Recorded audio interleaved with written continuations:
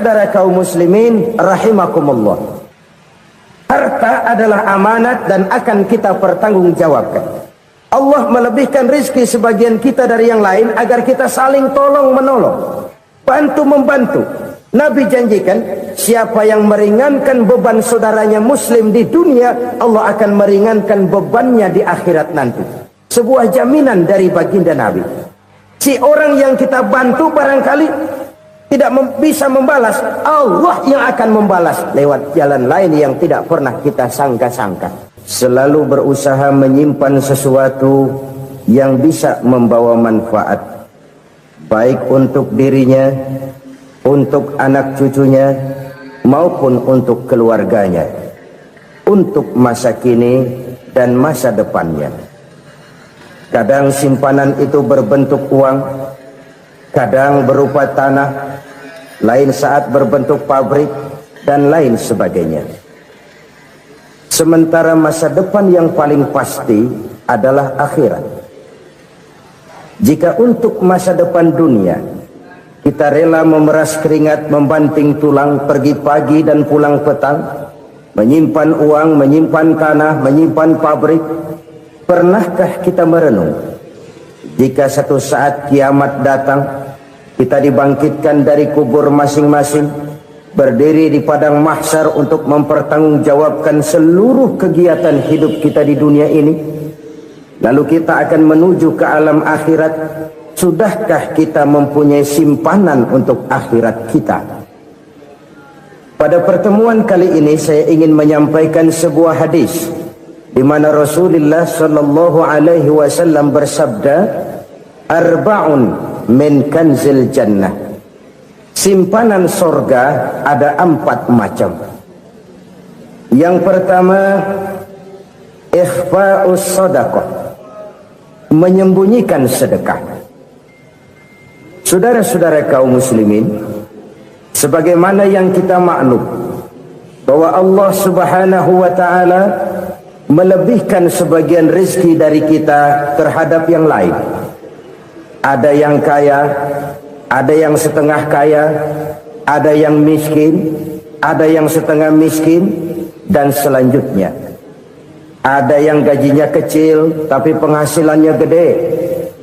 Ada yang penghasilannya gede tapi nggak punya gaji. Ada juga yang memang gajinya gede dan penghasilannya gede. Kelebihan rezeki merupakan sunnatullah dan tidak harus membuat kita merasa lebih dari yang lain. Bahkan sebaliknya, kelebihan itu harus membuat kita ringan tangan untuk menolong mereka yang memang memerlukan pertolongan. Kalau saudara diberikan ilmu, maka pertanyaan akhirat cuma satu, ilmumu kau amalkan untuk apa? Kalau saudara diberikan umur yang panjang, pengadilan akhirat juga bertanya satu, umurmu kau habiskan di mana? Tapi kalau saudara diberikan harta, pengadilan akhirat akan bertanya 2, hartamu kau dapat dari mana, kau belanjakan kemana? Dari mananya ditanya dan kemananya juga ditanya. Oleh karena kita akan dimintakan pertanggungan jawab, maka amanah yang bernama harta ini harus kita gunakan dengan sebaik-baiknya. Ada penggunaan yang merupakan kewajiban, itu zakat namanya. Ada penggunaan yang sewaktu-waktu, itu infak namanya. Ada yang lebih sewaktu-waktu lagi, dan itu sedekah namanya. Zakat dia terikat oleh haul dan nisab, oleh putaran batas waktu dan ukuran dari harta itu sendiri. Sedangkan infak terikat oleh situasi dan kondisi perekonomian seseorang. Sedangkan sedekah tidak terikat dengan apapun. Dalam kondisi seperti apapun kita bisa melakukan sedekah dengan yang terkecil sekalipun. Sampai-sampai Rasulullah sallallahu alaihi wasallam mengajarkan, la tahqiranna minal ma'rufi syai'an walau an talqa akhaka biwajhin talik. Atau ada hadis, tabassumuka fi wajhi akhika laka shadaqah. Senyumanmu kepada temanmu adalah sedekah. Jadi untuk melakukan sedekah tidak harus dalam berbentuk uang. Dengan ilmu kita bisa sedekah, dengan tenaga kita bisa bersedekah, dengan pikiran kita bisa bersedekah, bahkan senyum kepada teman itu pun sedekah. Jadi kalau sedekah dengan uang memang belum punya uang, nyengir aja banyakin. Itu asal pada tempatnya, jangan lalu ketemu tiang listrik cengengesan. Tentu tidak pada tempatnya dan tidak wajar. Nah, sedekah yang paling dicintai Allah adalah sedekah yang disembunyikan. Artinya jauh dari sifat riya. Kan kadang-kadang ada orang sedekah itu disebutkan namanya, apa tidak bagus? Kalau memang niatnya ikhlas, ya bagus-bagus saja. Untuk memberikan sugesti kepada yang lain. Di Fulan bin Fulan nyumbang sekian, diumumkan. Boleh kalau niatnya untuk memberikan rangsangan kepada yang lain supaya dia menyumbang lebih besar dari orang tadi. Tapi kalau itu mendatangkan riya, maka sedekah yang paling dicintai Allah adalah sedekah yang disembunyikan. Tangan kiri saja tidak tahu apa yang diberikan oleh tangan kanan.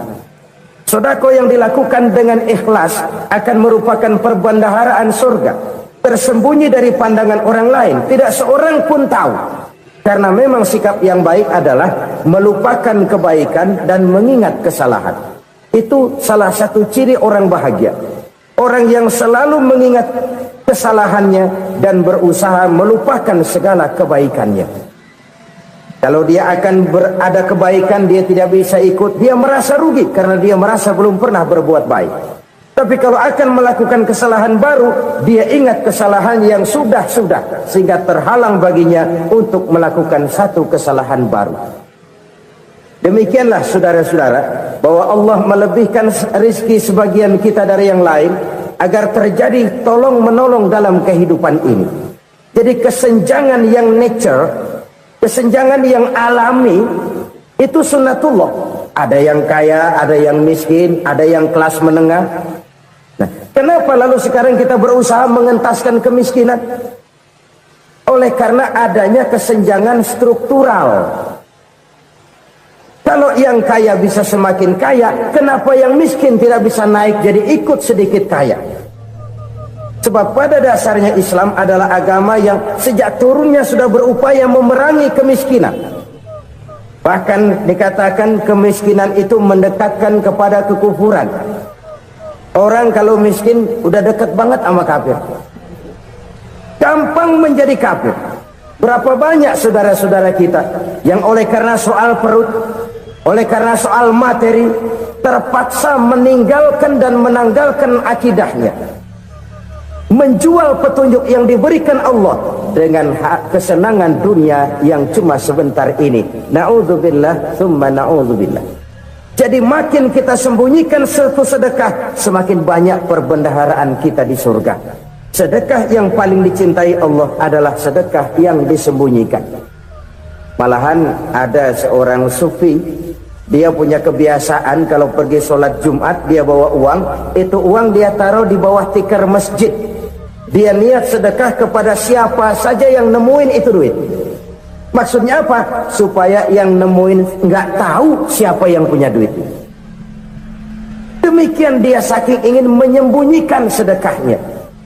Karena sifat riya itu bisa memakan amal kita sendiri. Riya itu termasuk menyebut-nyebut kebaikan kita.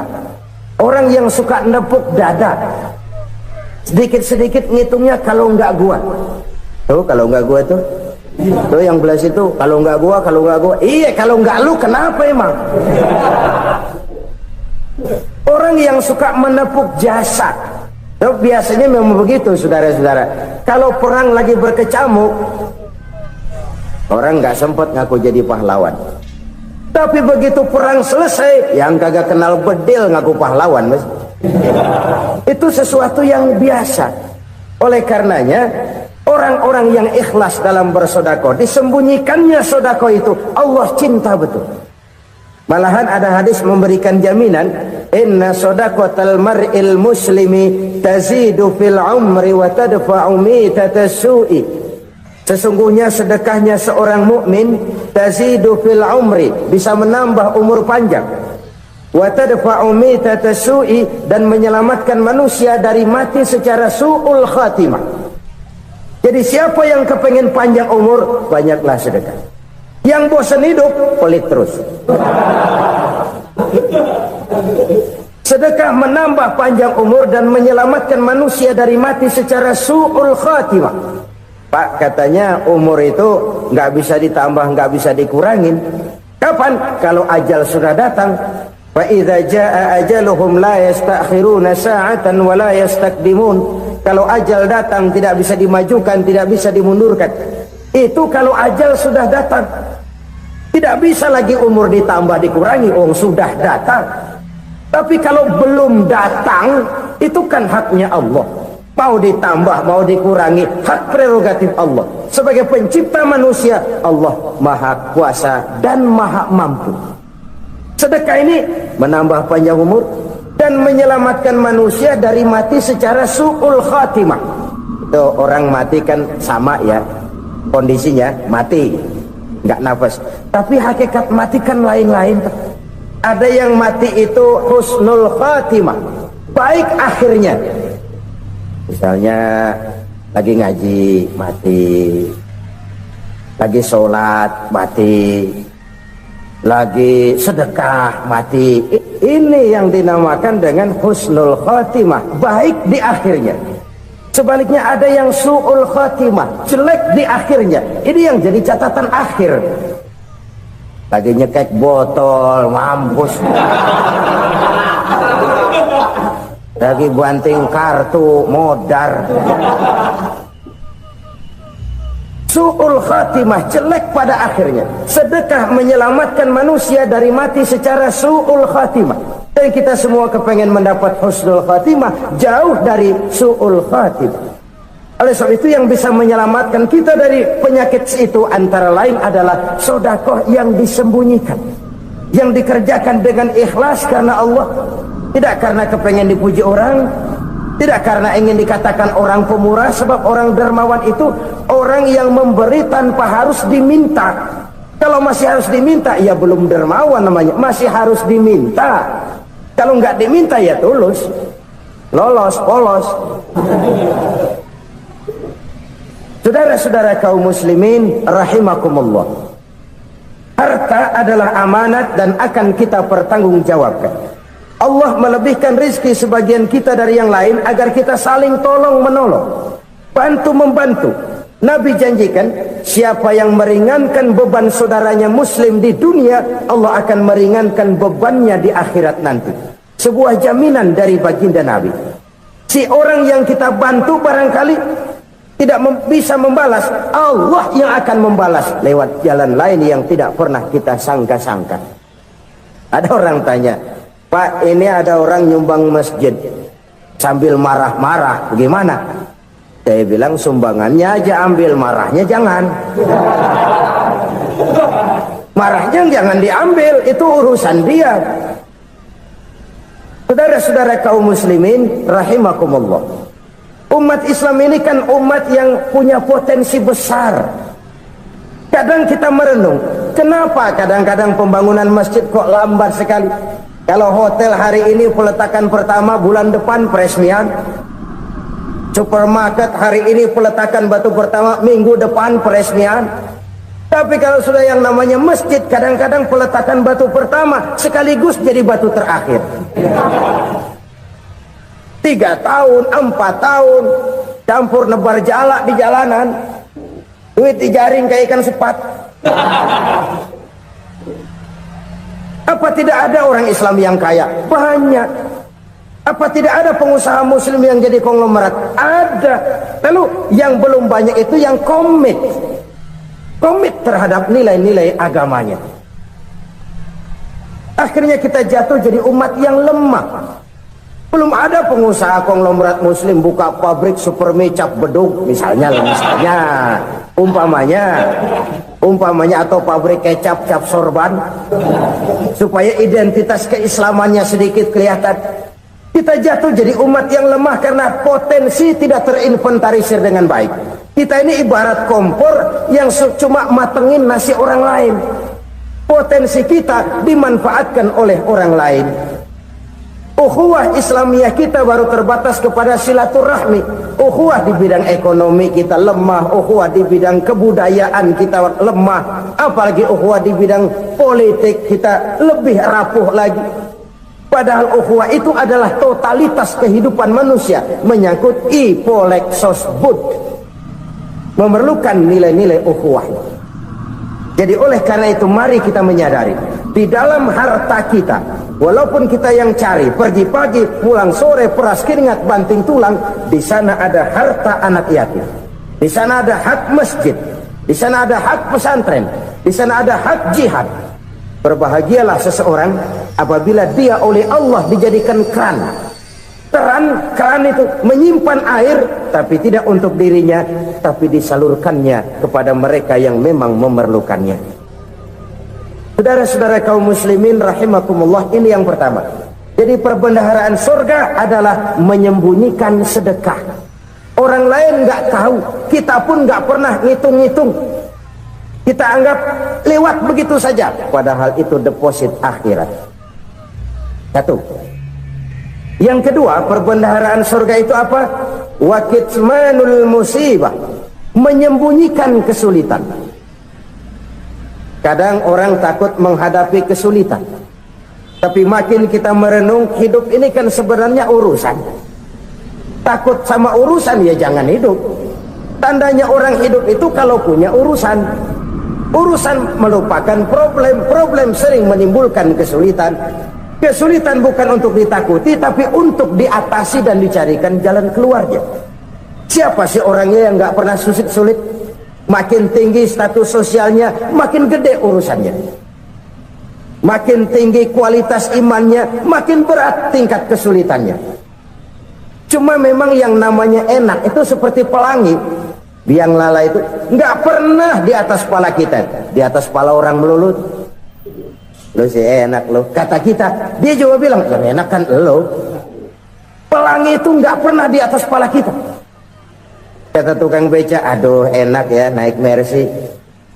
Kata tukang beca, apa yang di dalam mobil Mercy? Aduh enak bener tukang beca, di jok ngeringkuk ngorok pulas bener.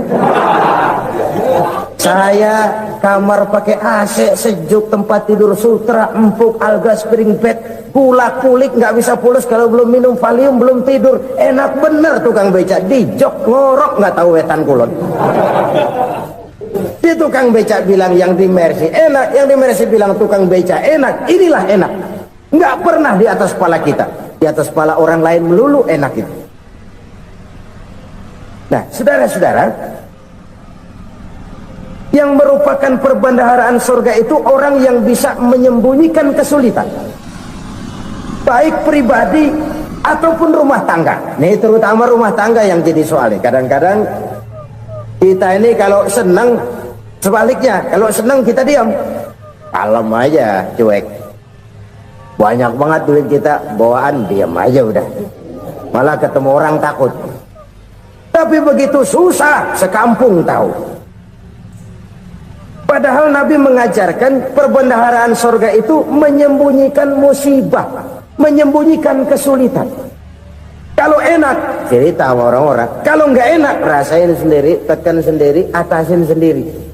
Kita kan sebaliknya, tenang kita diam, asal lagi susah, paling tidak kita nyari teman buat cerita kesusahan.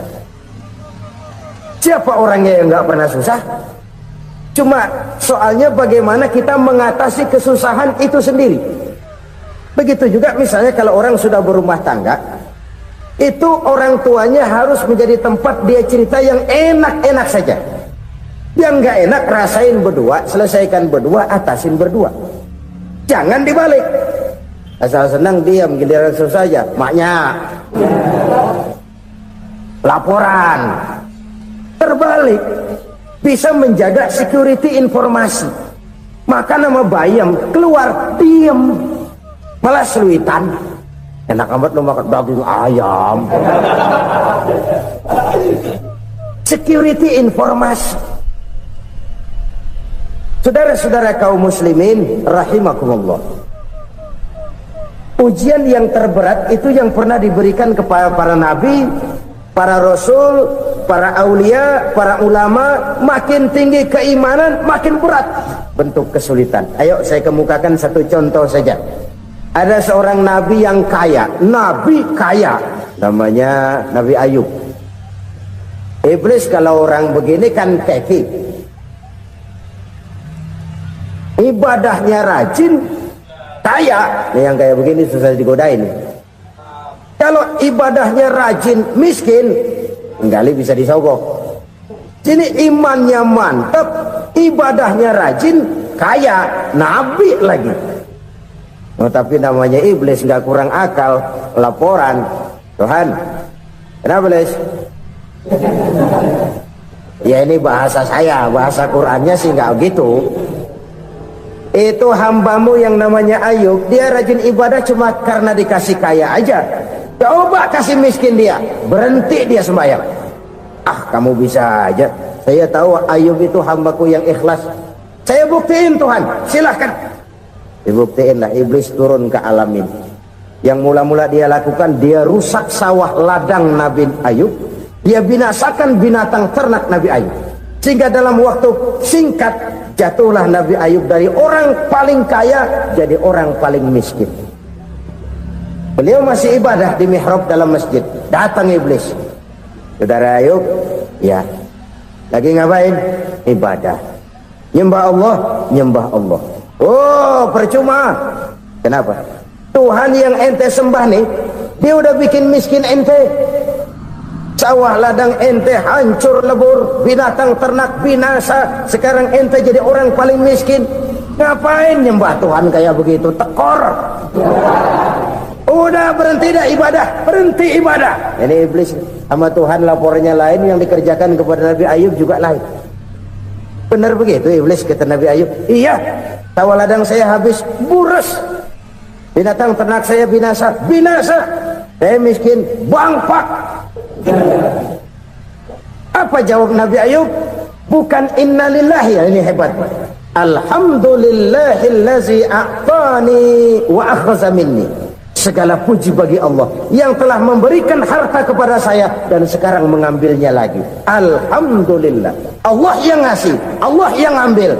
Itu mah urusan Allah. Iblis cuman ibadah jalan terus, sujud lagi Nabi Ayub. Iblis seleher gondok banget. Dasar Nabi nggak mempan dia apa-apain. Miskin malah alhamdulillah. Allah yang ngasih, Allah yang ambil. Jadi kalau kita tidak komit, kita tidak terikat kepada kaya, miskin, senang, susah, apa yang bisa bikin kita susah? Jadikan kekayaan, kemiskinan, jadikan senang, susah sebagai anak buah yang bisa kita atur. Jangan kekayaan ngatur kita, jangan kemiskinan ngatur kita. Kita yang harus mengatur mereka. Senang, susah, kaya, miskin, bahagia, sengsara, jadikan itu anak buah yang bisa kita atur. Kalau sekarang kita kaya, lain saat boleh jadi kita miskin, semiskin-miskinnya. Allah yang ngasih, Allah yang ambil. Tenaga mana yang bisa menghalangi? Ibadah jalan terus. Iblis makin gondok. Dasar Nabi loh. Akhirnya apa? Nabi Ayub dikerjain, diberikan penyakit. Demikian fatal penyakitnya. Bayangin, udah miskin sakit. Masya Allah. Miskin sakit. Sakitnya nggak lama, kira-kira 16 tahun. Istrinya 3, 2 mental minta ceraiin. Ngerawatin laki bengek begini.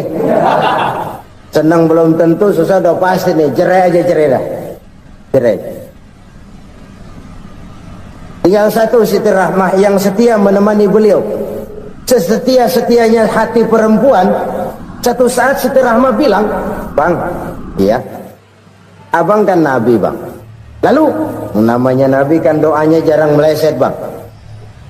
Maksud kamu minta kenapa sih sama Tuhan biar abang sembuh baik dah bang?" Siti Rahmah, iya. Saya sakit berapa tahun sih dah? 16 tahun bang. Sebelum ini saya sehat berapa tahun? Ya kira-kira 60 tahun bang. Nah coba ente banding-bandingin Rahmah. Saya dikasih sehat 60 tahun. dikasih sakit 16 tahun, sudah nggak sabar mau doa kepada Allah minta sembuh. Saya malu kepada Allah. Diuji dengan yang luar biasa seperti ini, tidak mengganggu stabilitas kehambaannya. Dia tetap menghamba kepada Allah Subhanahu wa ta'ala. Saudara-saudara kaum muslimin rahimakumullah, kunci menghadapi kesulitan itu apa? Allah jelaskan dalam satu ayat, wa basyiris sabirin alladzina iza asabathum musibah qalu inna lillahi wa inna ilaihi raji'un. Gembirakan orang-orang yang sabar. Siapa mereka itu? Yang apabila mendapat musibah mereka kembali kepada keyakinan dasar, segalanya dari Allah dan segalanya akan kembali kepada Allah. Ini konsepsi dasar dari sikap muslim dalam menghadapi berbagai kesulitan. Segalanya dari Allah, segalanya akan kembali kepada Allah. Kalau ini sudah kondisi dasarnya, maka kita akan lapang menghadapi kenyataan bagaimanapun pahitnya. Apakah itu namanya miskin, apakah itu namanya sakit, bahkan maut sekalipun, segalanya dari Allah, segalanya akan kembali kepada Allah. Ini sikap hidup, bukan sekedar ucapan. Kita kadang-kadang menjadikannya sebagai ucapan, mulutnya sih nggak berhenti, innalillahi wa inna ilaihi raji'un, tapi nangisnya terus gerung-gerungan. Bukan itu, ini kesadaran moral. Kalau segalanya dari Allah, segalanya kembali kepada Allah, kan sebenarnya cuma nunggu giliran. Hari ini saya nyembayangin dia, entah hari apa saya disembayangin orang. Hari ini saya antar dia ke kubur, entah hari apa orang nganterin saya ke kubur. Hari ini saya tahlilkan dia, entah nanti kapan orang tahlilkan saya. Segalanya dari Allah, segalanya akan kembali juga kepada Allah. Oleh sebab itu saudara-saudara, kesulitan bukan untuk ditakuti, kesulitan justru untuk diatasi, dicarikan jalan keluarnya. Dan tidak ada orang yang tidak pernah mendapat kesulitan, tidak ada. Semakin tinggi status sosial, semakin tinggi kualitas keimanan, semakin besar juga tingkat kesulitan. Hanya saja bagaimana cara kita mengatasinya. Dan Al-Quran menyatakan inna ma'al usri yusra. Di balik kesulitan itu pasti ada kemudahan. Roda itu berputar. Karena itu Rasulullah sallallahu alaihi wasallam mengingatkan kepada kita, ta'arraf ilallahi fir raha ya'rifka fis syiddah. Ingatlah kepada Allah di waktu kamu senang, supaya Allah ingat kepada kamu di waktu kamu susah. Kalau waktu senang kita ingat kepada Allah, kita susah, Allah tidak akan meninggalkan kita. Tapi kalau waktu senang kita jauh dari Allah, sujud tidak sempat, dengan masjid jauh, ketika senang kita lupakan Allah, nanti begitu kita susah, Allah lupakan kita, dan itu menyakitkan. Oleh karena itu orang-orang tua kita dulu bilang, kalau lagi sehat ingat-ingat lu bakal sakit nanti. Kalau lagi kaya ingat-ingat satu saat kita bakal jatuh miskin. Bahkan kalau lagi muda ingat-ingat kita bakal tua. Dan yang terpenting, kalau lagi hidup ingat-ingat kita bakal mati. Saudara-saudara kaum muslimin rahimakumullah. Jadi yang kedua yang merupakan perbendaharaan surga, menyembunyikan musibah. Saudara-saudara kaum muslimin rahimakumullah. Hal ketiga yang merupakan perbendaharaan surga adalah wasilatur rahmi. Orang yang suka bersilaturahmi. Sebagaimana yang kita maklum bahwa manusia adalah makhluk yang disebut zon politika, makhluk sosial yang tidak mungkin hidup sendiri-sendiri. Betapa dan siapapun kita memerlukan orang lain.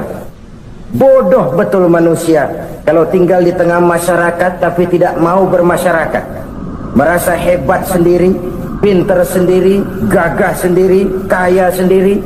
Mungkin kalau mati juga ngubur sendiri.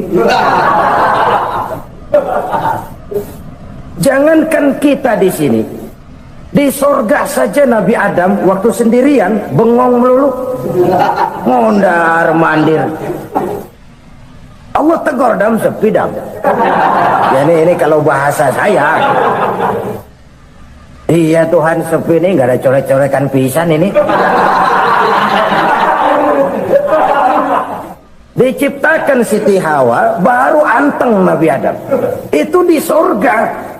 Cobalah. Umpamanya saudara tinggal di Jakarta nih. Kayak bener. Apaan aja di Jakarta punya saudara dah. Jembatan Semanggi ambil. Monas, Buntel bawa pulang. Hotel-hotel ambil semua. Cuman tinggal di Jakarta sendirian, apa enaknya? Betapa dan siapapun kita perlu orang lain. Tidak ada seorang pun yang bisa memenuhi kebutuhan hidupnya secara sendiri-sendiri. Nah, Islam telah menyelamatkan manusia dari ras diskriminasi, mengikat manusia dengan persaudaraan yang berlandaskan kepada akidah. Karena itu dianjurkan bersilaturahmi. Bahkan Nabi menyatakan, man arada ayyubsata lahu fi rizqihi wa yunsa'a fi atharihi falyasil rahimah. Siapa yang kepengen diluaskan rezekinya dan dipanjangkan usianya, banyaklah ia bersilaturahmi. Siapa yang kepengen dimudahkan rezekinya, hendaknya ia banyak bersilaturahmi. Kalau banyak teman, kesulitan kan paling tidak ada tempat cerita. Udah susah, sendirian kita pikirin diri, nggak ada tempat tukar pikiran. Cepet banget sama bengek. Dilawan sendiri. Nah, secara makro kita bisa berkata, tidak mungkin ada kemenangan kalau tidak ada kekuatan. Tidak ada kekuatan kalau tidak ada kesatuan dan persatuan. Tidak mungkin ada kesatuan dan persatuan tanpa semangat silaturahmi. Kalau umat Islam mau menang, dia harus kuat. Kalau umat Islam mau kuat, dia harus bersatu. Kalau umat Islam mau bersatu, dia harus membudayakan silaturahmi ini. Bahkan sampai-sampai kata Nabi, kalau bisa cari nilai tambah. Apa? Silman qata'ak. Bersilaturahmilah kau kepada orang yang marah denganmu. Masya Allah, indahnya ajaran agama kita. Orang yang marah pun kepada kita, kata Nabi, kalau bisa bersilaturahmilah kepadanya, kepada orang yang marah itu. Di situ nilai tambah. Cuman jujur nih, hadis ngucapinnya gampang, ngamalinnya yang berat banget. Orang marah sama kita disuruh silaturahmi, ada apa malu? Lu marah, ada gua marahan lagi, kan gua pikirin. Saudara-saudara kaum muslimin rahimakumullah. Tapi ini yang diajarkan, bahkan ini yang dicontohkan oleh baginda Rasul. Bagaimana begitu mudah, misalnya satu saat Abu Jahal ini ngatur strategi bagaimana bikin Muhammad celaka. Dia gali lubang di depan tempat tidurnya.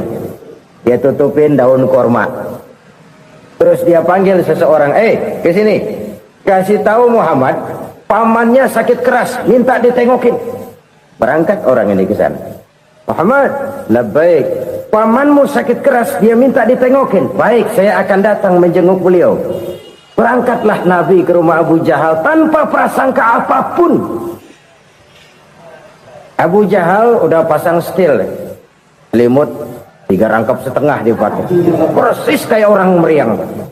Tapi sembari ngintip dari balik selimut, begitu Muhammad buka pintu, nah masuk perangkap nih. Muhammad jalan menuju tempat pembaringan. Makin lama makin dekat, makin lama makin dekat, makin dekat ke lubang yang dipasang oleh Abu Jahal itu. Dalam hati Abu Jahal, terus dah jatuh, mampus dah lo ini. Mampus lo hari ini nih. Apa yang terjadi? Malaikat Jibril datang. Muhammad, pamanmu cuma pura-pura sakit. Di depan tempat tidurnya ada lubang perangkap supaya kamu jatuh ke situ. Sudah, kamu pulang. Balik kanan Nabi. Sudah hampir jatuh ke lubang, balik kanan, pulang. Bayangin kecewanya Abu Jahal. Muhammad dikit lagi, Muhammad dikit lagi. Enggak paman, saya pulang aja. Emosi bangun dari tempat tidur, enggak sadar kalau lagi pura-pura sakit. Lompat ngejar Nabi, dia lupa dengan lubang yang dia gali. Pusrak, nyemplung sendiri ke dalam lubang.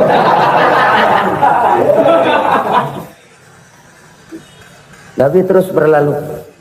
Ini terjadi keanehan. Jatuh ke lubang yang dia gali itu sebenarnya nggak terlalu dalam ya, antara 3-4 meteran lah. Tolong saya jatuh ke lubang ini. Datanglah pelayan-pelayannya itu. Angkat saya dari sini. Oh, yang ngulurin tambang. 1 gulung, belum juga nyampe itu tambah. Kurang beli lagi ke warung. Sambung, ulur lagi, enggak juga bisa sampai. Wah ini kerjaan Muhammad ini. Tolong siapa salah seorang kamu ke rumah Muhammad, kasih tahu encangnya kecebur. Minta ditolongin. Sampaikan kepada Rasul. Kenapa? Pamanmu jatuh ke lubang, Muhammad minta tolong diangkatin. Tambang udah nyambung-nyambung nggak nyampe juga. Ya, nanti saya datang, saya tolong. Coba. Nyata-nyata orang berniat jahat mau mencelakakan dia. Datang dia menolong. Ini yang disebut air tuba dibalas air susu ya ini. Bukan sebaliknya. Air tuba dibalas air susu. Paman, kecebur ya? Iya Muhammad, tolong ini. Pegang tangan saya. Nabi ulurkan tangannya. Nyampe. Dipegang oleh Abu Jahal. Diangkat ke atas. Sampai atas, apa kata Abu Jahal? Sihirmu memang hebat Muhammad. Udah ditolongin dikata sihir. Yang enak kita kemplang kan itu orang begitu. Urusan apa? Tapi inilah akhlak. Kalau bisa kamu bersilaturahmilah dengan orang yang marah kepadamu sekalipun. Orang marah kita tetap baik. So, kalau kita berbuat baik sama orang yang memang baik, rasanya sih biasa-biasa aja. Orang baik kita baik lagi, ya draw aja, belum ada nilai tambah di situ. Baru ada nilai tambah kalau kita bisa berbuat baik kepada orang yang nyakitin kita. Itu namanya kita setingkat di atas dia. Dia sakitin kita, kita berbuat baik sama dia. Dia pelit sama kita baik sama dia. Dia marahin kita deketin dia. Di situ kita punya nilai tambah. Jadi siapa yang ingin diluaskan rezekinya, kata Nabi, dan dipanjangkan umurnya, hendaklah ia banyak-banyak bersilaturahmi. Sederhana sebenarnya silaturahmi, tapi silaturahmi membangkitkan semangat kesatuan dan persatuan. Kesatuan dan persatuan melahirkan kekuatan. Dalam matematika 1 ditambah 1 pasti 2. Tapi di tengah masyarakat, 1 orang takut ditambah 1 orang takut, hasilnya jadi 2 orang setengah berani. Kenapa setengah berani? Karena udah berdua. Tadi pan takut sendirian. Kalau dia kumpul turu-turu takutlah jadi berani. Kita yang lemah, kita yang tidak berdaya, kita yang miskin, kalau mau kompak bersatu, apa yang nggak bisa kita kerjain? Apalagi tinggal di kota besar, pilihan cuma 2. Bertahan atau minggir. Bertahan atau minggir. Untuk bisa bertahan harus mampu bersaing. Untuk mampu bersaing harus punya keahlian. Keahlian harus ditunjang dengan pendidikan, ditambah oleh kekompakan sebagai umat. Udah miskin mencar mulu, orang injak kita. Orang nggak pandang urusan apa malu. Oleh karena itu, silaturahmi pada hakikatnya merupakan roh dari ukhuwah yang diajarkan oleh agama kita. Bagaimana Islam menyelamatkan masyarakat manusia dari ras diskriminasi, mengikat manusia, dan tidak ada persaudaraan yang lebih indah selain persaudaraan yang diikat dengan nilai-nilai akidah. Sepanjang orang di jalan Allah, itulah saudara kita. Keluar dia dari jalan Allah, selesailah persaudaraan sampai di situ. Karena itu, kalau ingin menyimpan sesuatu di surga, banyaklah bersilaturahmi. Datang ke rumah ini, datang ke rumah itu, dan lain sebagainya. Itu simpanan kita di akhirat nanti. Ini yang ketiga. Saudara-saudara, yang keempat, perbendaharaan surga itu apa? Wa qawlu la hawla wa la quwwata illa billah. Ucapan la hawla wa la quwwata illa billah. Ibadah kan ada yang berat, modalnya besar. Bangun masjid berat, modalnya besar. Bangun rumah sakit berat, modalnya besar. Ada ibadah yang berat, tapi modalnya ringan. Misalnya puasa. Puasa itu berat, mengendalikan nafsu. Kalau sekedar nggak makan nggak minum sih enteng, mengendalikan nafsu. Itu jihad terbesar, tapi kan modalnya ringan, cuma niat saja. Ini ibadah berat, modalnya ringan.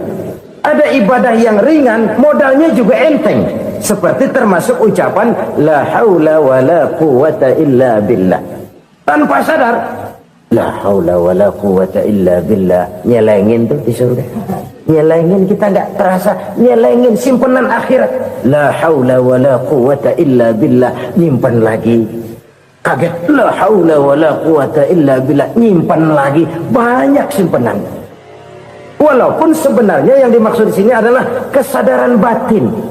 Bahwa tidak ada daya dan kekuatan kecuali Allah. Itu intinya. Kita memulai pekerjaan disunahkan baca bismillah, kan begitu? Apa itu? Kesadaran moral bahwa ini saya bisa kerjakan. Saya kerjakan ini dengan menyebut nama Allah. Kenapa? Kalau Allah tidak memberikan daya dan kekuatan, mana mampu saya kerjakan ini. Maka saya kerjakan ini dengan menyebut nama Allah. Bismillah. Kesadaran moral. Manusia hanya wajib berusaha, tapi nggak pernah wajib berhasil. Banyak hal-hal yang kalau kita renungkan secara rasio nggak mungkin, tapi jadi kenyataan. La haula wala quwata illa billah. Tidak ada daya dan kekuatan kecuali bagi Allah semata-mata. Kesadaran moral akan kelemahan dan keterbatasan makhluk bernama manusia. Kadang kita kagum dengan otak, tapi kita sering lupa sama yang bikin otak. Padahal bagaimanapun hebatnya otak, yang bikin otak pasti lebih hebat dari otak. Nggak percaya, silahkan otak-otakan. Inilah kecenderungan. Kita kagum dengan pesawat-pesawat mutakhir, bukan main besi gede banget terbang itu.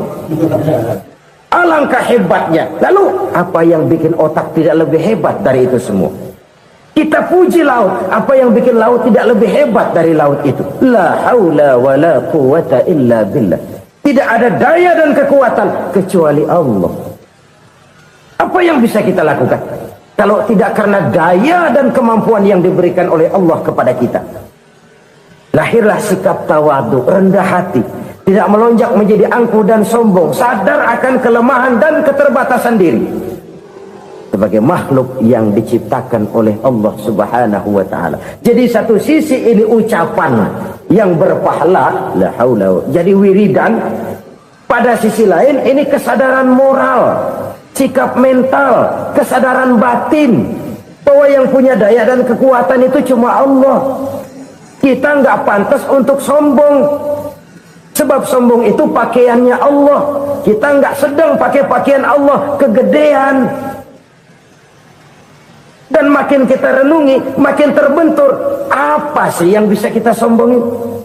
Kita mau sombong apa? Kaya? Pintar? Itu kan semua relatif. Di atas langit masih ada langit lagi. Jadi oleh karenanya, marilah kita menyadari. Manusia hanya wajib berusaha, tapi tidak pernah wajib berhasil. Yang berusaha saja tidak wajib berhasil, apalagi yang tidak berusaha. Islam bukan agama orang pemalas yang selesai sholat lalu enggelohom, enggelenggem ayem-ayem. Tapi Islam bukan agama orang sombong yang setelah berusaha lalu tidak memerlukan Allah. Kita bisa saja bikin proyeksi, tahun sekian kita bakal panen besar menurut perhitungan otak. Tapi ada kejadian lain. Apa? Tikus ngambek.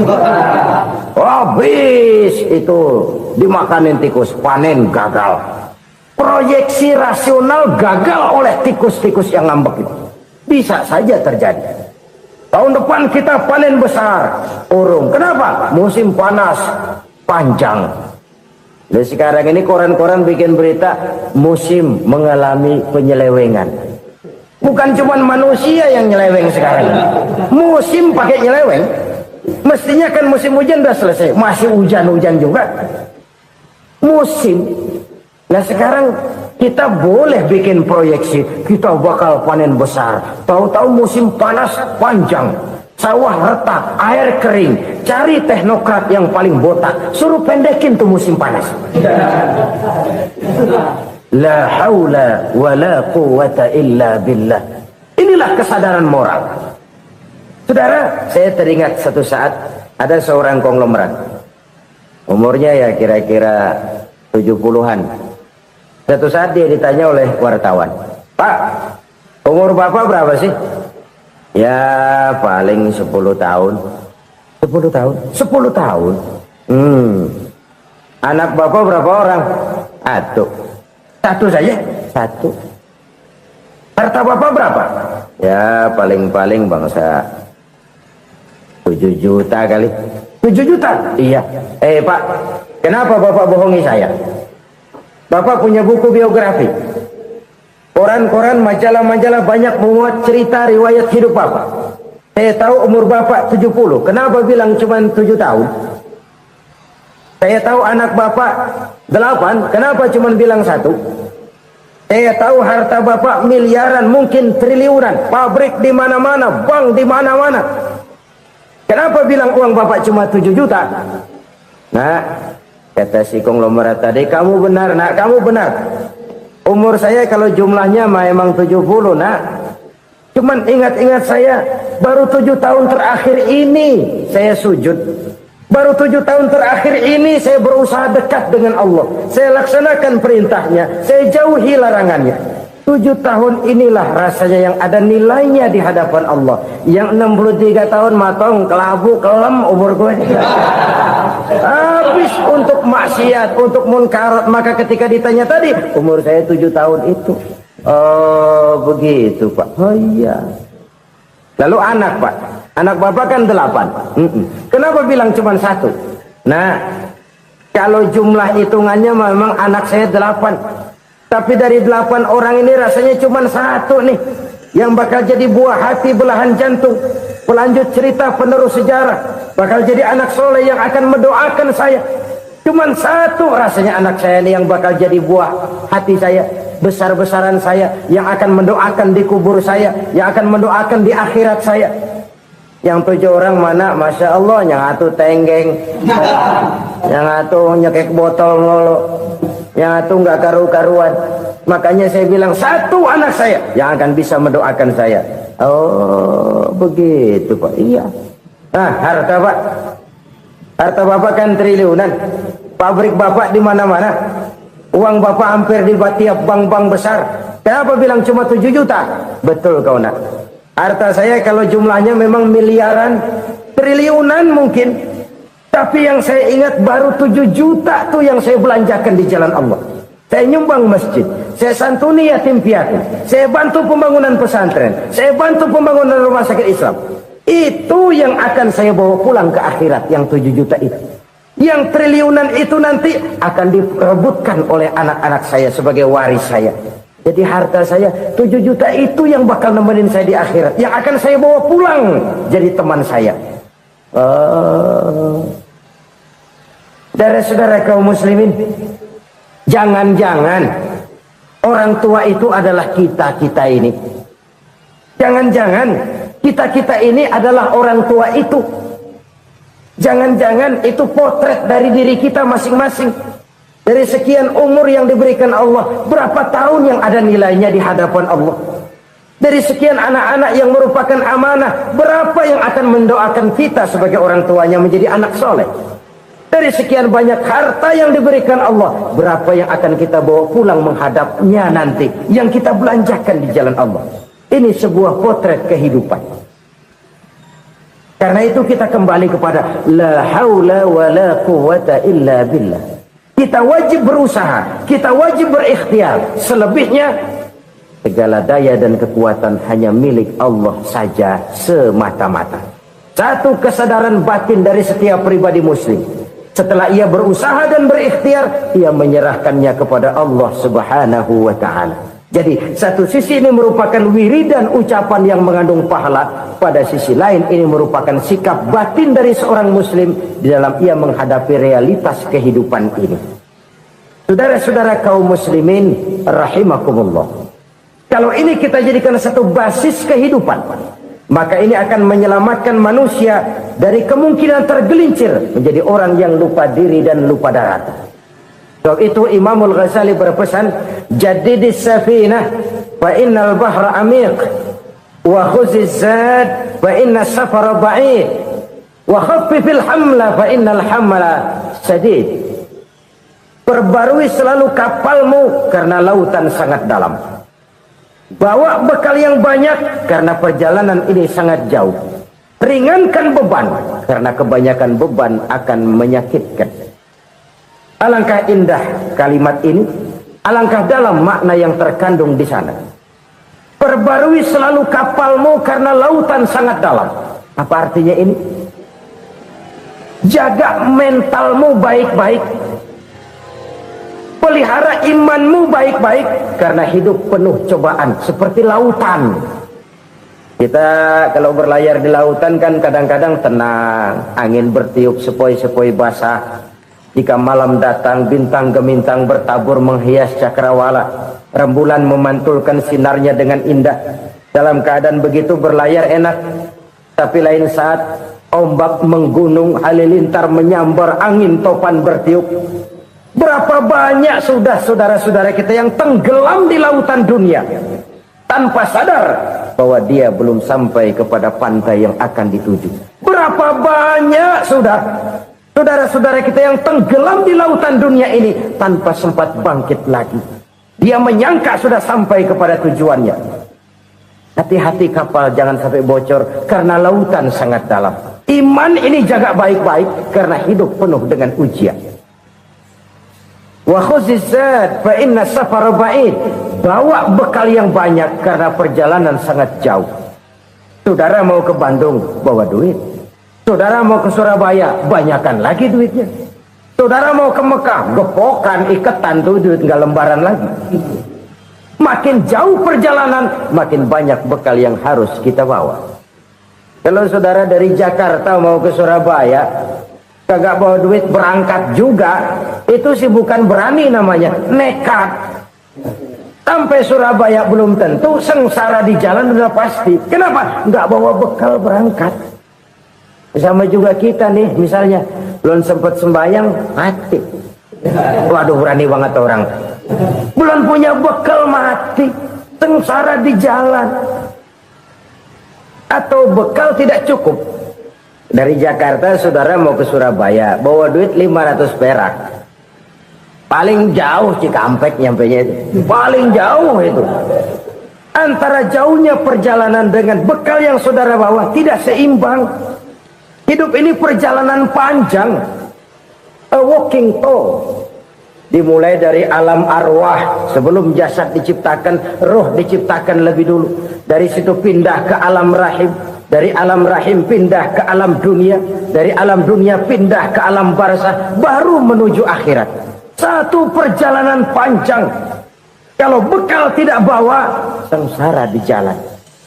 Bawa bekal yang banyak karena perjalanan ini sangat jauh. Wa khaffifil hamla, ringankan beban karena beban itu cuma akan menyulitkan. Kalau bekal itu sih keperluan, tapi beban nggak kita perluin, cuma ngeberat-beratin. Apa ini beban? Dosa, kecurangan, kebatilan, kezoliman, ketidakadilan, kesewenang-wenangan. Itu akan jadi beban kita di akhirat. Alangkah celakanya, perjalanan panjang, bekal tidak bawa, beban kelewat banyak, alamat sengsara di jalan. Pahala tidak ada, dosa berlipat ganda. Na'udzubillah, summa na'udzubillah. Kalau kita rangkum nasihat Al-Ghazali dengan kisah si konglomerat tadi, kita akan mengambil kesimpulan. Pertama, bekal terbaik dalam menghadapi gejolak kehidupan ini tidak lain adalah iman. Yang kedua, pahala dan dosa. Dua hal kontroversial. Pahala adalah bekal, dosa adalah beban. Tapi kita sekarang kan tidak begitu terangsang kepada yang abstrak. Orang berlomba mencari yang konkret-konkret saja, yang real. Kalau memang dosa, benjol dong, kira-kira begitu. Kira-kira begitu. Persis orang Yahudi dulu. Orang Yahudi itu kan pernah minta kepada Nabi Musa, Ya Musa, lan nu'mina laka hatta narallaha jahrah. Musa, kami nggak bakal mau beriman kepada Allah kalau belum kami lihat Allah ada nongkrong di depan kami. Kalau memang Tuhan ada, taruh dong di depan kami. Mau yang konkret-konkret saja. Kalau memang dosa, benjol dong. Kalau memang pahala, berasa dong. Orang terangsang kepada yang real, yang konkret-konkret saja. Karena itu untuk mengejar dosa orang mau bayar, tapi untuk mengejar pahala walaupun tidak bayar orang segan. Ini yang dikatakan oleh Nabi, kamu mengharapkan ke surga tapi kamu berat melaksanakan sesuatu yang bisa membawa kamu ke surga. Kamu ingin jauh dari neraka, tapi tiap saat kamu lakukan perbuatan-perbuatan yang justru menjerumuskan kamu ke neraka. Idda'aitum an-najata minan nar wa ramaitum fiha anfusakum. Kamu ingin selamat dari neraka, tapi kamu lemparkan diri kamu ke neraka. Kamu ingin masuk surga, tapi berat sekali kamu melakukan perbuatan-perbuatan yang bisa menyampaikan kamu di surga. Saudara-saudara kaum muslimin rahimakumullah. Jadi hal keempat yang merupakan perbendaharaan surga adalah la haula wa la quwwata illa billah. Satu sisi ini merupakan ucapan yang memperberat timbangan akhirat. Pada sisi lain ini merupakan sikap hidup seorang muslim. Kesadaran batin yang sangat dalam bahwa tidak ada daya dan kekuatan kecuali Allah. Dan itu kita simbolkan pada saat memulai pekerjaan dengan bismillah, dengan menyebut nama Allah. Satu kesadaran moral, saya hanya bisa melakukan ini karena diberikan daya dan kekuatan oleh Allah. Lahirlah sikap tawadu, rendah hati, tidak melonjak menjadi angkuh dan sombong. Saudara-saudara, sampai sini dulu jumpa kita kali ini. Semoga 4 perbendaharaan surga ini dapat kita lakukan, yang kelak akan merupakan bekal kita di kemudian hari nanti. Amin ya rabbal alamin. La ilaha illallah, bahwa tidak ada Tuhan yang perlu disembah selain daripada Allah subhanahu wa ta'ala. Ini hakikatnya merupakan inti daripada ajaran rasul-rasul terdahulu. Kenapa? Seluruh rasul bersumber dari satu sumber yang sama, yaitu dari Allah subhanahu wa ta'ala. Maka prinsip ajaran ketuhanan yang mereka bawa tentu saja sama. Nabi Adam mengajarkan la ilaha illallah, Nabi Nuh mengajarkan la ilaha illallah, cuma tentu sambungannya Nuh Rasulullah. Nabi Ibrahim mengajarkan la ilaha illallah, Ibrahim Rasulullah. Nabi Musa mengajarkan la ilaha illallah, Musa Rasulullah. Bahkan Nabi Isa mengajarkan la ilaha illallah, Isa Rasulullah. Dan Nabi Muhammad mengajarkan la ilaha illallah, Muhammadur Rasulullah. Akhlak manusia kepada Allah dengan menanamkan tauhid. Jadi kalau ingin berakhlak yang benar kepada Allah, jaga tauhid, pegang teguh akidah. Saudara-saudara kaum muslimin rahimakumullah, lawan daripada tauhid adalah kufur. Kufur bisa dua, bisa kufur iman, bisa kufur nikmat. Kufur itu sifatnya, kafir itu orangnya. Ada orang kufur iman, dan ini merusak akhlak kepada Allah subhanahu wa ta'ala. Kufur iman itu kadang-kadang bentuknya syirik, orangnya disebut musyrik. Kufur iman itu kadang-kadang bentuknya nifaq, orangnya disebut munafik. Kufur iman itu kadang-kadang bentuknya riddah, orangnya disebut murtad. Ini merupakan jenis daripada kufur-kufur iman dan tergelincirnya manusia daripada akhlak kepada Allah subhanahu wa ta'ala. Benar, di zaman sekarang kita tidak menyembah berhala. Memang di zaman sekarang kita tidak menyembah patung. Iya, kita tidak berkeyakinan Tuhan lebih dari satu. Tapi kadang-kadang akhlak kita kepada Allah sering lentur dan luntur, sering bergoyang dan tergoncang, sering kena erosi dan polusi. Bahwa kita tidak menyembah Latta, Uzza, Manat dan Hubal seperti masyarakat jahiliyah dahulu, memang. Tapi Latta zaman sekarang, Uzza zaman sekarang, Manat dan Hubal di zaman sekarang, berhala-berhala di abad kita sekarang ini, kadang-kadang bernama harta, kadang-kadang bernama wanita, kadang-kadang bernama tahta, mungkin juga bernama Toyota. Sesuatu yang lebih kita agungkan daripada Allah, menjelmalah dia menjadi berhala-berhala di zaman kita sekarang ini. Manakala kita di kantor sudah lebih takut kepada kepala bagian kita daripada kepada Allah, maka Tuhan kita barangkali adalah kepala bagian kita. Manakala kita sudah lebih takut kepada manusia daripada kepada Allah, bergeserlah akhlak kita kepada Allah, mengagungkan manusia dan menomorduakan Allah. Maka di zaman sekarang akhlak kita kepada Allah sering kena erosi, sering kena polusi. Mungkin karena sulitnya lapangan kerja, tingginya tensi ekonomi, persaingan hidup yang makin tajam, sulitnya mencari lapangan kerja, orang kadang-kadang nekat, sedikit pertimbangan, picik pandangan, mudah melakukan potong kompas, sehingga terjadilah perbuatan-perbuatan yang memelencengkan akhlak kita kepada Allah Subhanahu wa ta'ala. Kadang-kadang terjebak mempercayai selain daripada Allah, kadang-kadang terjebak di dalam mengagungkan yang selain daripada Allah lebih dari yang seharusnya. Terkenalah akhlak kita kepada Allah jaringan-jaringan erosi dan polusi. Kufur sebagai lawanan daripada tauhid merupakan sifat daripada orang yang tidak berakhlak kepada Allah.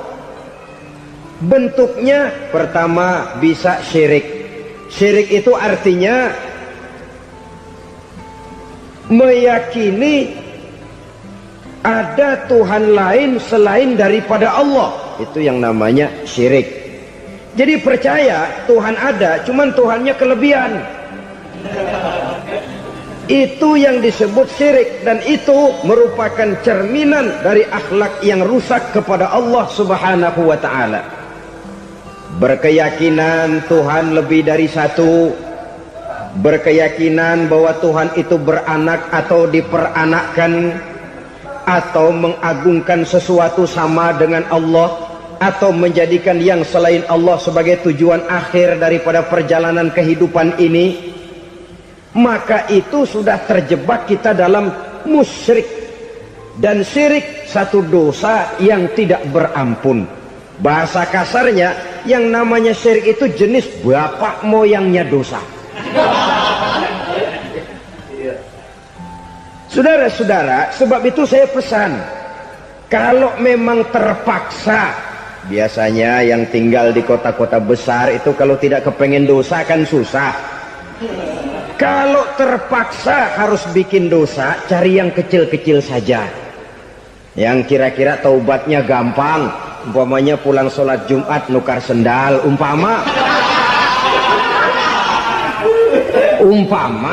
yaitu jelas dosa. Tapi dosa yang taubatnya agak mudah. Jangan sampai terjebak ke dalam syirik, menyekutukan Allah. Kalau sudah menyekutukan Allah, Allah dimadu, murka benar Allah kepada kita. Innallaha la yaghfiru ayyushraka bih wa yaghfiru ma duna dzalika liman yasha. Allah tidak akan memberi ampun kepada orang yang menyekutukannya dengan sesuatu, tapi Allah mau mengampunkan dosa yang selain itu bagi orang yang dikehendakinya. Jadi orang-orang yang sudah terjebak syirik, menyekutukan Allah, meyakini ada Tuhan lain selain daripada Allah, meyakini Tuhan beranak atau diperanakkan, bagaimanapun baiknya mereka di dunia, bagaimanapun sosial jiwanya, bagaimanapun pemurah tangannya memberikan santunan dan pertolongan kepada orang lain, kalau sudah syirik, seluruh nilai kebaikannya akan tidak ada gunanya lagi. Karena tidak ada tempat nilai kebaikan itu bergantung. Sedangkan kita berbuat baik agar diterima oleh Allah. Kalau Allahnya marah kepada kita, siapa yang akan menerima nilai kebaikan itu sendiri? Ini bentuk yang pertama. Yang nyata-nyata menyembah berhala, syirik. Yang nyata-nyata beriktikad Tuhan lebih dari satu, syirik. Atau yang tersamar. Yang tersamar itu yang sering jadi penyakit kita. Saya sejak ada perkutut ini di rumah, perkutut Saudara-saudara, yang merusak akhlak kepada Allah, yang merusak tauhid setelah syirik, bisa juga berbentuk nifak. Nifak itu sifatnya, orang yang punya sifat nifak disebut munafik. Asal katanya dari nafakun. Nafakun itu satu lubang yang punya dua muka, seperti goa, ada tempat masuk, ada tempat keluar. Maka munafik orang yang punya dua muka. Kalau bahasa kita, pandai bermain minyak di atas air, manis jika berhadapan, balik belakang lain bicara. Sehingga apa yang dinamakan nifak, kata Imam Ali Al-Jurjani dalam kitab ta'rifatnya, izharul imanu bil lisan wa kitmanul kufri bil qalbi. Menyatakan, menampakkan iman dengan lidahnya, tapi menyembunyikan kekafiran dalam hatinya. Dengan kata lain, lidahnya mah iman, hatinya mah kafir. Padahal hati itu yang dilihat, padahal hati itu yang dinilai. Kenapa lidahnya mengaku iman? Ya mungkin karena kepepet, mungkin karena kepentingan, mungkin karena ingin mencari kelemahan orang, lalu dia pura-pura beriman. Tapi sesungguhnya hatinya kufur. Ini merupakan penyakit munafik. Dan terus terang, menghadapi orang munafik jauh lebih berat daripada menghadapi orang kafir. Kenapa? Munafik ini kan musuh dalam selimut. Mau dibilang musuh nyata-nyata, apalagi di zaman Rasul ya, ketika periode Madinah, berat sekali menghadapi orang munafik. Mau dibilang kafir, kalau ketemu assalamualaikumnya medok juga. Mau dibilang mukmin, di belakang ngegerundel, nyari-nyari penyakit, nyari-nyari lantaran, mencari-cari gara-gara. Kalau kafir jelas kafirnya, kalau musyrik jelas musyriknya. Tapi munafik, di depan kita dia mengaku beriman, di belakang kita dia caci maki kita. Maka demikian rupa watak orang munafik, Allah benci betul. Sampai dalam Quran orang munafik itu divonis innal munafikin fid darkil asfal minan nar. Orang-orang munafik di dasar jurang neraka yang paling bawah, keraknya neraka.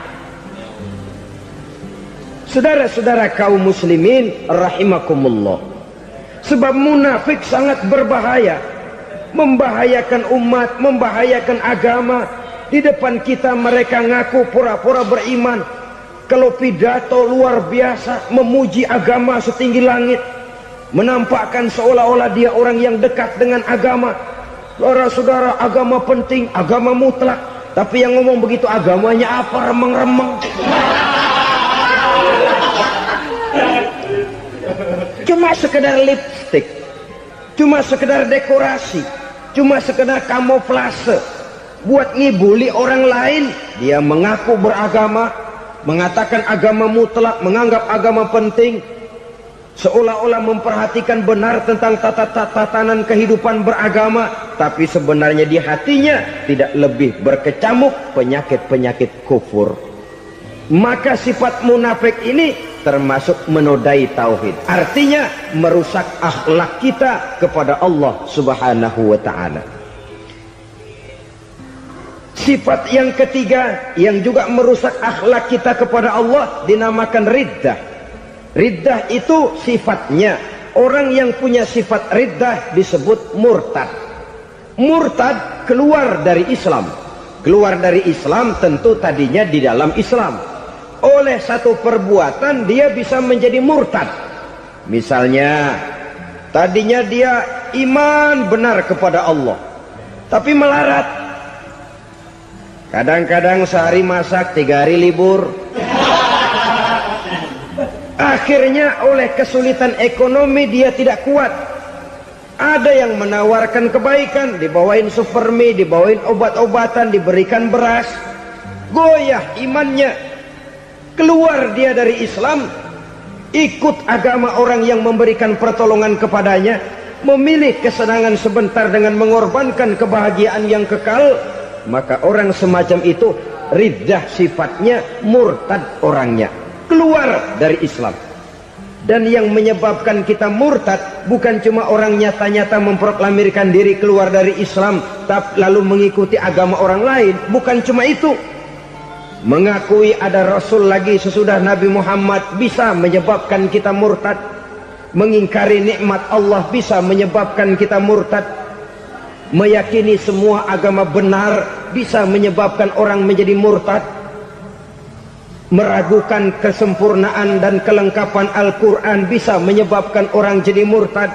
Mengingkari sunnah bisa menyebabkan orang menjadi murtad. Banyak hal-hal yang bisa mendatangkan penyakit riddah dan membuat pelakunya menjadi murtad. Dan ini menodai akhlak kita kepada Allah Subhanahu wa ta'ala. Itu tadi kufur iman, saudara-saudara. Nyata-nyata mengingkari Allah, baik dalam bentuk syirik, nifak ataupun riddah. Kufur yang kedua dinamakan kufur nikmat. Apa itu kufur nikmat? Sitru nikmatil mun'im au ya'malu fi mukhalafatil mun'im. Menutup-nutup nikmat Allah atau melakukan perbuatan yang menentang, bertentangan dengan kehendak yang memberikan nikmat. Jadi kufur nikmat pertama, nutup-nutupin Tuhan. Tuhan jalingin.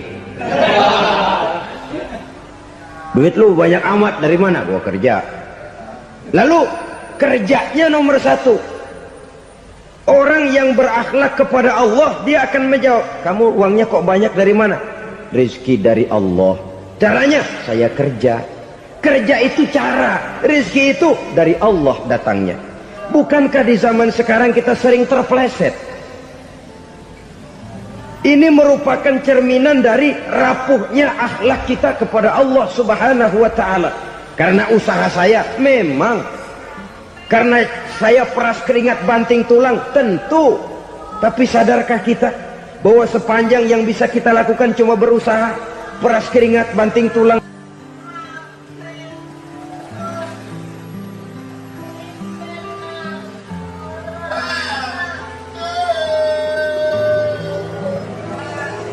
Soal rizki, soal jodoh, soal maut, kitakah yang mengatur? Kitakah yang menentukan? Subhanallah. Manusia sungguh tidak berdaya menghadapi tiga hal paling pokok ini. Rezeki, kita cuma bekerja. Kitakah yang menentukan? Tidak. Kita berusaha saja, rezeki belum pasti dapat. Apalagi kalau kita tidak berusaha. Jangan terjebak dalam fatalisme.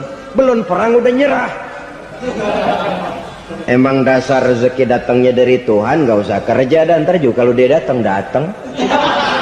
Dari mana datangnya? Kerja saja belum tentu dapat rezeki, apalagi kalau tidak kerja. Yang jelas usaha perlu kepastian, itu urusan Allah. Ini akhlak kepada Allah Subhanahu wa ta'ala. Jodoh juga begitu. Kita berusaha, kita berupaya, Allah menghendaki lain jadinya. Maut juga begitu. Siapa sih yang pengen ngadepi maut? Siapa sih yang pengen mati? Siapa sih yang pengen ketemu malaikat Israel? Tidak seorang pun kalau ditanya, kecuali mereka yang putus asa ya. Kalau otaknya masih normal, mau mati mesti belakangan dulu dikit. Tapi yang satu itu, saudara, kalau dia sudah datang, tenaga mana yang bisa menolak? Kalau dia sudah berkunjung, kekuatan mana yang bisa menghindar? Kalau dia sudah ingin bertemu, kemana kita bisa melarikan diri? Manusia sepanjang yang dia lakukan hanya berusaha, tapi kepastian, ketentuan dari Allah Subhanahu wa ta'ala. Orang yang kufur nikmat, nutupin Allah. Dia merasa rezekinya adalah mutlak peras keringatnya, seolah-olah Allah nggak punya peranan apa-apa di situ. Oh, ini kan saya bisa rumah begini karena saya kerja keras. Oh, ini mobil saya begini, saya kerja keras. Peras keringat, banting tulang, keras.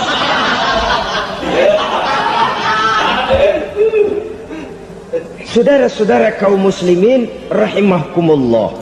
Jadi menutup-nutupi Allah. Akibatnya nanti Kalau dia berhasil, Allah ketutupan. Kalau dia gagal, orang lain dicaci maki, dicari kambing hitam. Nah, kambing hitam kan mahal. Karena orang sering cari-cari kambing hitam. Jarang orang mau jujur kalau bertemu kesulitan lalu mencari sebab pada dirinya sendiri. Yang paling enak ya nyalain orang. Lo begitu. Orang lain yang paling enak kita salahin. Au ya'malu fi mukhalafatil mun'im, atau dia melakukan sesuatu yang tidak sesuai dengan kehendak yang memberikannya nikmat. Diberikan kita tangan, mulut sih nggak berhenti, terima kasih Tuhan, alhamdulillah saya dikasih tangan. Cuma nih tangan enteng mat nabokin orang mulu. Itu sudah mukhalafatul mun'im, bertentangan dengan kehendak yang memberikan nikmat. Diberikan harta, mulutnya mah basah, terima kasih Tuhan, alhamdulillah dikasih harta, tapi pelitnya minta ampun. Kikir koret medit. Ini juga termasuk kufur nikmat, mempergunakan suatu nikmat bertentangan dengan kehendak daripada yang memberikan nikmat itu sendiri. Saudara-saudara kaum muslimin rahimakumullah, oleh karenanya kufur iman memang lebih bahaya daripada kufur nikmat. Tapi jangan lupa, kufur nikmat bisa menyeret orang kepada kufur iman. Nah kalau Allah udah dialingin, Tuhan sudah dinomor duain, lama-lama kenapa dia tidak mendewakan dirinya sendiri, mendewakan pangkatnya, mendewa-dewakan otaknya, mendewa-dewakan kemampuannya? Pada awalnya dia memang cuma kufur nikmat, tapi lambat laun kalau ini tidak diobati, secara pasti orang akan mengarah kepada kufur iman. Bisa berbentuk syirik, bisa berbentuk nifak, bisa berbentuk riddah. Saudara-saudara, oleh karena itu menjaga akhlak kepada Allah mutlak penting. Sebab apa? Kita tidak berakhlak kepada manusia saja, kita dikucilkan dari pergaulan.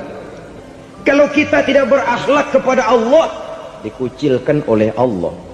Hadis qudsi menyatakan, man lam yashkur ala na'mai wa lam yasbir ala balai falyakhruj min tahtis samai falyatlub rabban siwaya. Kata Allah, siapa orang yang tidak mau bersyukur terhadap nikmat yang aku berikan kepadanya dan tidak mau sabar terhadap ujian yang aku berikan kepadanya, falyakhruj min tahtis samai, persilahkan saja keluar dari kolong langitku, waliyatlub rabban siwaya, tolong cari Tuhan lain selain daripada aku. Murka Allah, diusir, cuman gak kedengeran aja. Siapa yang tidak mau syukur terhadap nikmatku, siapa yang tidak mau sabar terhadap ujian yang aku berikan kepadanya, persilahkan keluar dari kolong langitku ini, cari Tuhan lain selain aku. Langit Tuhan yang punya, Tuhan kita lawan, diusir dari kolong langit, mau pindah ke kolong mana?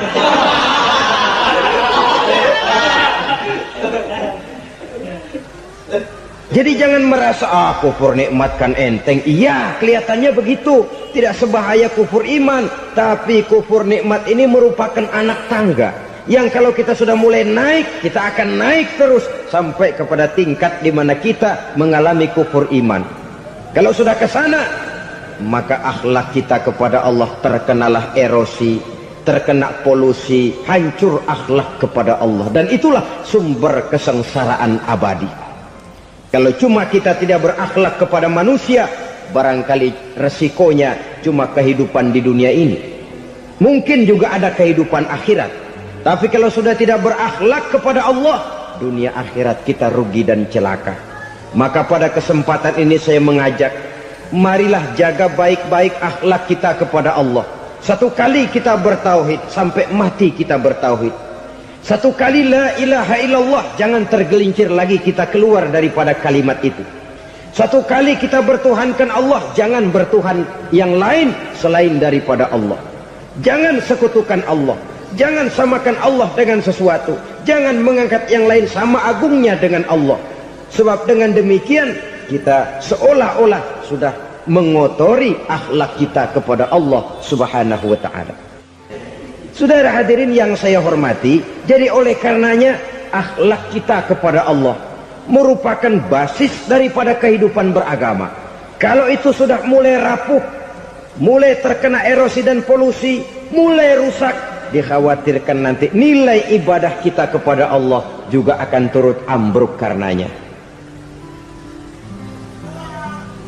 Saudara-saudara kaum muslimin rahimakumullah, tugas yang kedua memperbaiki akhlak manusia kepada sesama manusia. Kita tahu Islam sesuai dengan namanya adalah agama damai.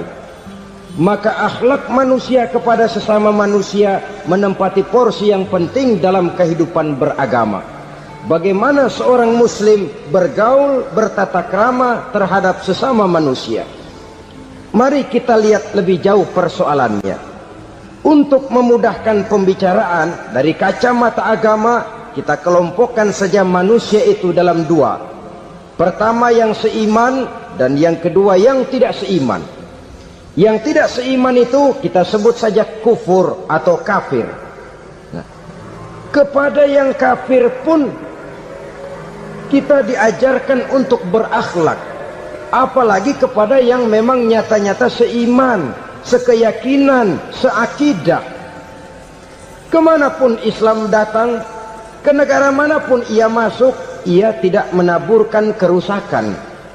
Jadi tidak benar kalau orang pernah itu menggambarkan, saking sentimennya seorang orientalis pernah menggambarkan Nabi Muhammad di tangan kirinya Quran, di tangan kanannya pedang, menggambarkan seolah-olah Islam dikembangkan dengan kekerasan. Sebenarnya tidak sama sekali. Kalaupun dalam sejarah perkembangan Islam pernah terjadi perang, maka perang dalam Islam sesungguhnya apabila kita amati sejarahnya bukan untuk memaksakan agama, karena memang agama tidak bisa dipaksakan, tetapi justru untuk mempertahankan agama dari segala macam hambatan, rintangan, hinaan dan fitnahan. Tapi kemanapun yang jelas Islam masuk, dia tidak pernah membuat kekacauan, kerusuhan ataupun penghancuran. Candi Prambanan bahkan dipugar, gereja-gereja tidak ada yang dihancurkan oleh umat Islam. Kenapa? Islam agama damai. Soal agama, soal lakum dinukum waliyadin, la ikraha fid din, qad tabayyana ar-rusdu minal ghayy. Tidak ada paksaan dalam beragama, sebab nyata yang benar dengan yang tidak benar. Belum pernah ada orang kafir masuk ke perkampungan orang Islam lalu dikejar-kejar, diteriakin kafir, kafir, sunatin.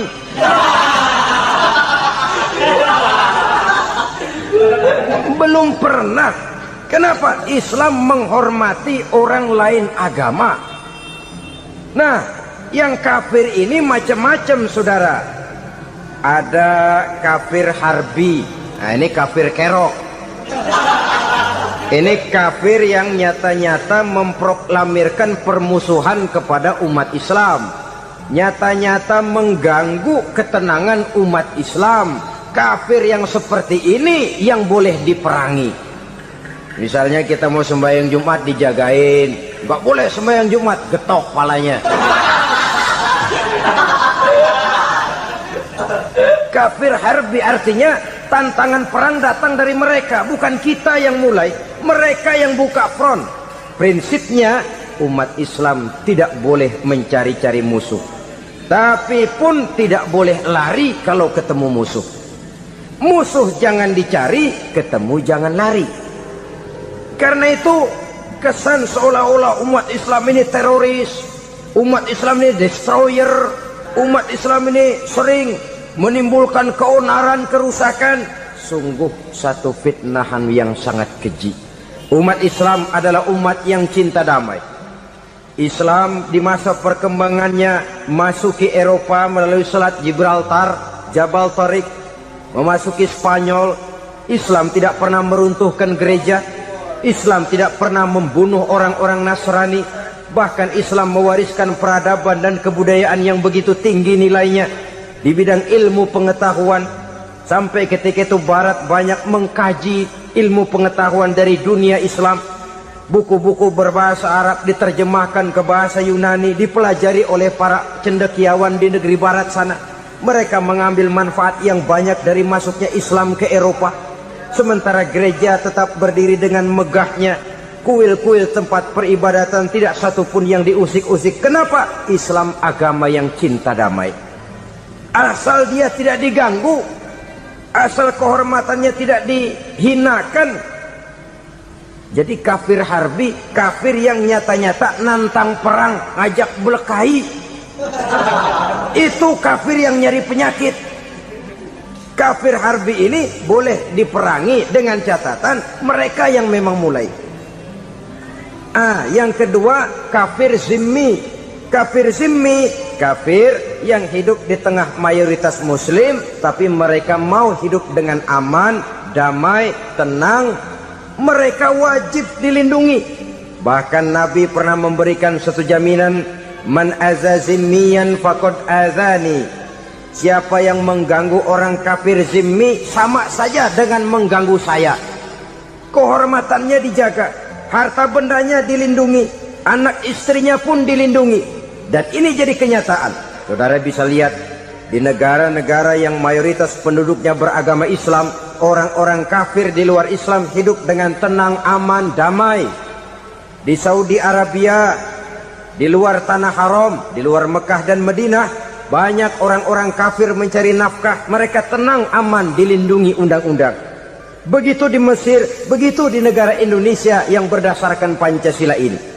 Kehidupan beragama menimbulkan gairah, rukun, tenang, aman, damai, sepanjang tidak saling ganggu, tidak saling usik, menghargai orang yang sudah beragama, tidak menjadikan penganut suatu agama sebagai sasaran dari dakwah agama lainnya. Saudara-saudara kaum muslimin rahimakumullah.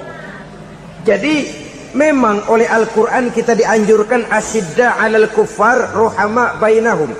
Tegas kepada orang kafir, kasih sayang kepada sesama muslim. Tapi tegas bukanlah berarti marah-marahan, bukan berarti musuh-musuhan, bukan ngajaki perang. Tegas dalam arti punya garis tentang kehidupan beragama, lakum dinukum waliyadin. Soal kehidupan sosial, mari kerjasama. Bangun jalan, ayo rame-rame. Siskamling, mari bebarengan. Bikin puskesmas, mari sama-sama. Tapi kalau sudah soal agama, itu tidak perlu ada toleransi agama. Yang perlu toleransi antar umat beragama. Kalau umatnya mau kerjasama silakan, tapi tidak menyangkut soal ibadah. Jangan kerjasama di bidang ibadah. Itu kerjasama yang salah pasang, saudara-saudara.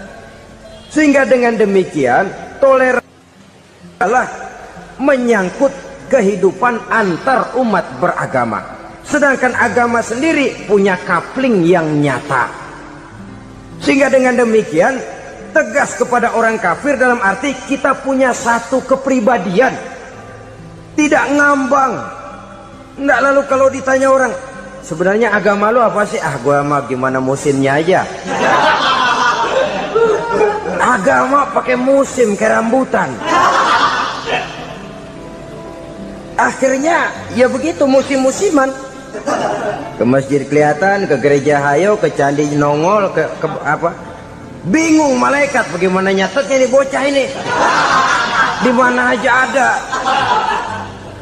Kita punya satu kepribadian. Saya muslim dan garis saya ini, lakum dinukum waliyadin.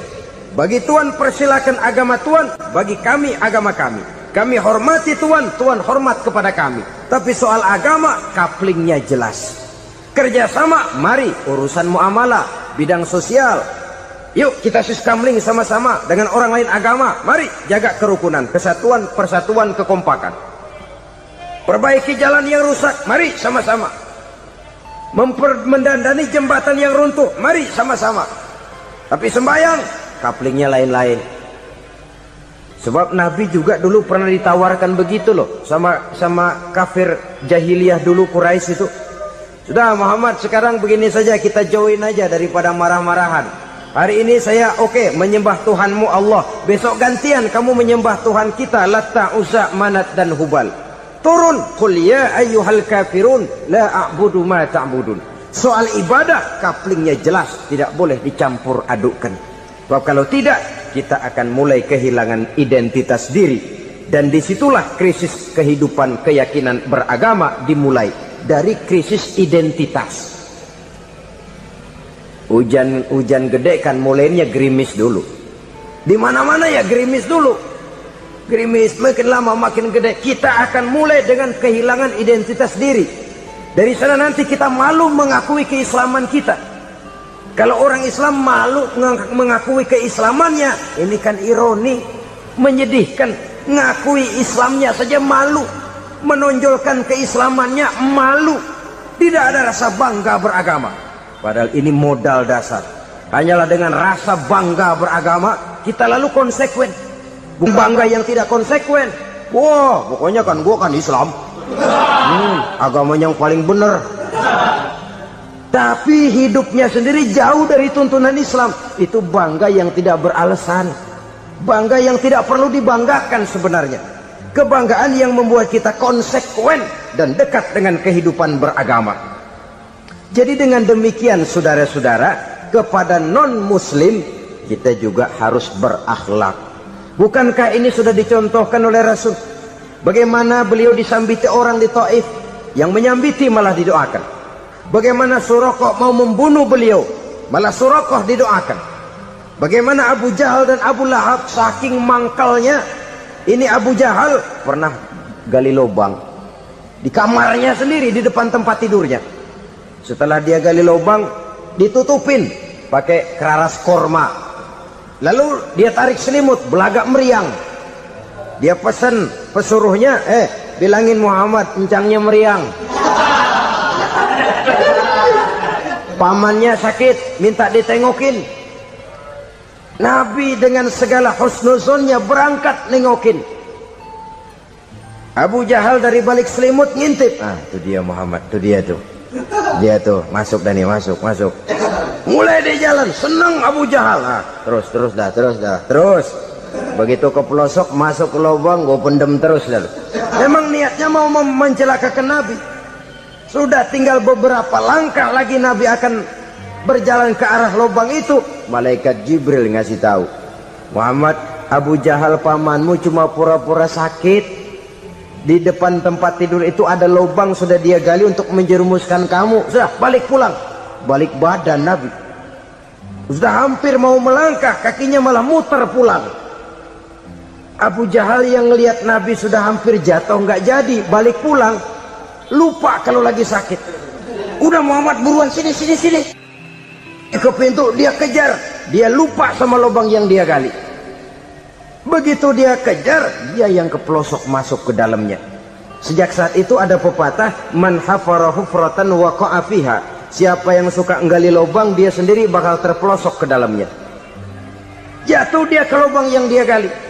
Padahal ya paling banter 2 atau 3 meter paling dalam. Dari dalam lubang itu dia teriak-teriak, Muhammad, tolongin, pamanmu kecebur.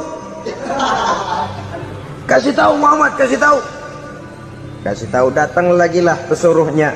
Muhammad, pamanmu Abu Jahal kecebur, minta tolong diangkatin. Sudah diulur tambang, habis sambung lagi, nggak bisa sampai.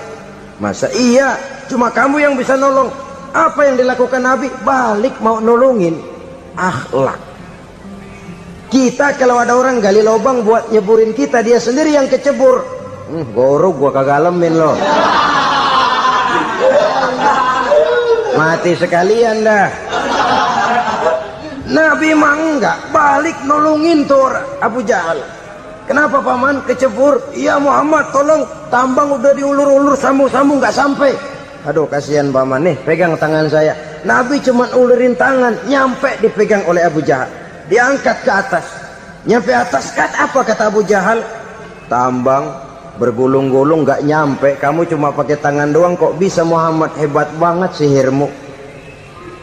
Mukjizat dia bilang sihir, udah ditolongin nyela lagi, kan yang enak kita injak palanya.